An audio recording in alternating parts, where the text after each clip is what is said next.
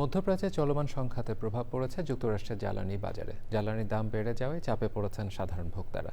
২০২২ সালের পর এই প্রথম জ্বালানির দাম গ্যালন প্রতি $4 ছাড়িয়েছে, যার চাপ পড়বে মার্কিন অর্থনীতিতেও। মুশাররত শৈলী রিপোর্ট।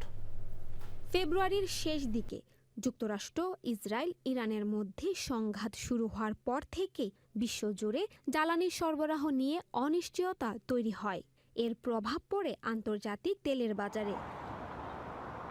বিশ্বের অন্যতম গুরুত্বপূর্ণ জ্বালানি পরিবহন জলপথ হরমুজ প্রণালী বন্ধ হয়ে যাওয়ায় পরিস্থিতি আরও জটিল হয়ে ওঠে। এই প্রণালী দিয়ে প্রতিদিন 20% তেল পরিবহন করা হতো। এটি বন্ধ হওয়ার কারণে সরবরাহে বড় ধরনের ঘাটতি তৈরি হয়, আর সেই প্রভাব পড়ে দামে। আমেরিকান অটোমোবাইল অ্যাসোসিয়েশনের তথ্য অনুযায়ী মাত্র 1 মাসের ব্যবধানে জ্বালানির দাম প্রায় 35% বেড়েছে। ক্রুড অয়েল পরিশোধন করে তৈরি হয় পেট্রোল। তাই আন্তর্জাতিক বাজারে ক্রুড অয়েলের দাম বাড়লে বা কমলে সে অনুপাতে পেট্রোলের দামও ওঠানামা করে।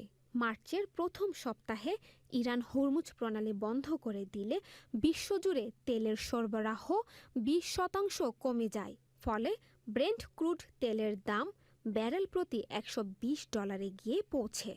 পরিস্থিতি সামাল দিতে 11 ও 12 মার্চ আন্তর্জাতিক জ্বালানি সংস্থা এবং হোয়াইট হাউস তাদের জরুরি মজুদ থেকে বিপুল পরিমাণ তেল বাজারে ছাড়ার ঘোষণা দিলে দাম কিছুটা কমে $92 নেমে আসে।